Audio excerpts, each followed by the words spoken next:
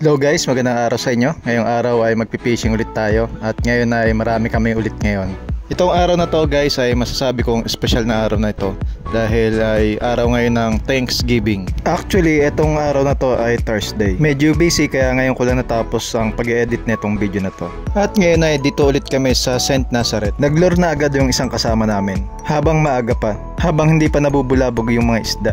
At yung iba nagsiset-up pa habang yung iba ay pumapwesto na sa kanya-kanyang lugar nila. Itong lugar na to guys ay pugad dito ng mga lapu-lapu. Ang plano talaga namin dapat ay maaga kami rito para mas marami kaming mahuli na isda. Ngayon ay pumwesto na tayo guys para maibato ko ng maayos yung bagong floater ko na nabili. Ganitong floater yung mga nakikita ko rito sa ibang mga Pinoy kasi malayo talaga yung mararating pag ito ang gamit ko. At ngayon ay maghihintay tayo ng kakagat dun na isda sa pain natin. At syempre ito ang sumunod na nangyari.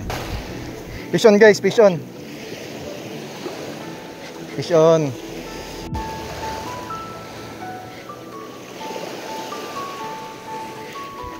Fish on guys.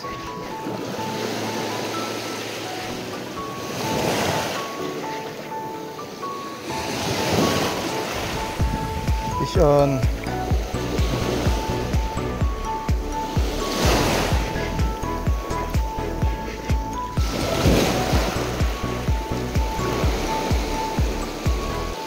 Ay, sayang. Hala, naputol.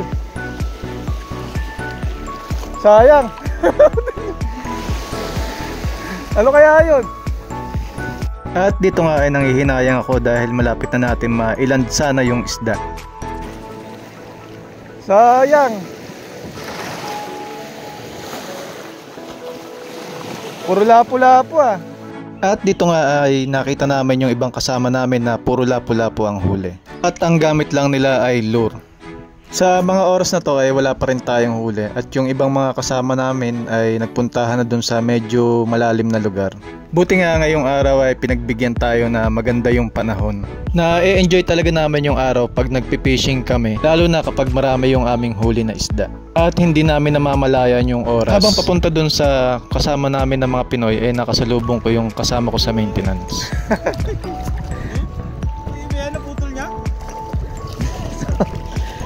At kung kanina andun tayo sa may buhanginan, ngayon ay nandito na tayo sa medyo malalim na parte. Sa mga oras na to medyo kinakabahan pa ako dahil kapag malakas yung hangin tumataas yung alon. Umaabot hanggang dibdib. Nangangamba ako baka abutin yung aking cellphone. At dito nga yung isang kasama ko nilulusot niya lang dun sa may butas dun sa bato yung pain niya para mahuli niya yung isda. Ayun, ayun, ayun. Ayun, fish on. Wow. Ang laki. Kuha sa camera.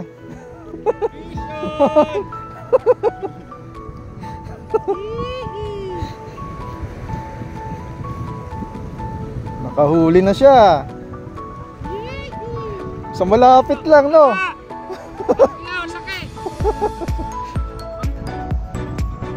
Balik tayo, balik. Wala na pala yung pain.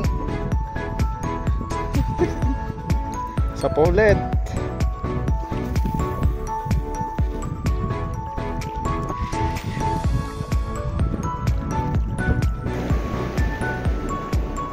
Kinakagatan ako doon. Wala na naman to.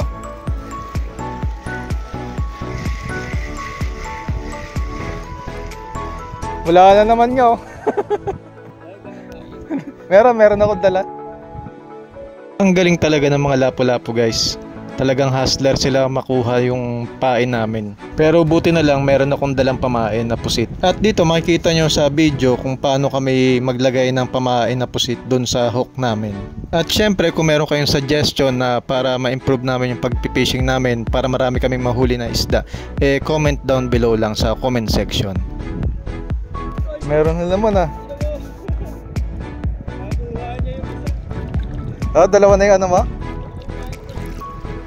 Sa mga oras na to guys, sa totoo lang nawawalan na ako ng pag-asa na makahuli ng isda dahil alas 10 na ng umaga to. Dahil kapag gantong oras na talagang wala nang kakagat na isda. At dito ay 4 na lang kami dito na umaasa. Dahil yung ibang kasama namin ay naghahanda na ng makakain namin ngayon tanghali. Fish on guys. Ewan ko lang. Hindi ko, wala pala. Ngayon nga guys ay wala talaga tayong huli ngayon at zero tayo ngayong araw. Kaya ang magagawa na lang ay tanggapin na olats tayo ngayon. At dito nga sa pagpipishing ay talagang ma-realize mo na kung hindi talaga para sa'yo ay hindi mo talaga makukuha. Na kahit dumaan ka pa sa tamang proseso kung hindi talaga ilalaan sa'yo wala talaga. At hindi talaga mapapasayo. Totoo yun guys, kahit itanong nyo pa sa lolo ko. At syempre dahil wala tayong huli ay tutulong tayo dito sa ating mga kasama na nag-aayos ng ating kakainin mamayang tanghali. Sa mga oras na to paloobat na yung aking cellphone kaya yung dito sa huling video ko puro picture na lang yung makikita nyo. At syempre kung gusto nyo yung mga ganitong video sana paki-subscribe naman at suporta ng aking channel.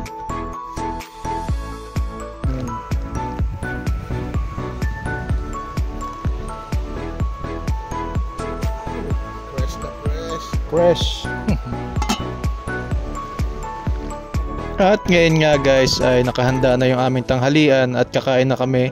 Hindi na talaga ako makapag-video dahil lobat na yung aking cellphone kaya hanggang dito na lang ang video na to. Maraming salamat sa panonood and God bless. Happy Thanksgiving sa inyong lahat.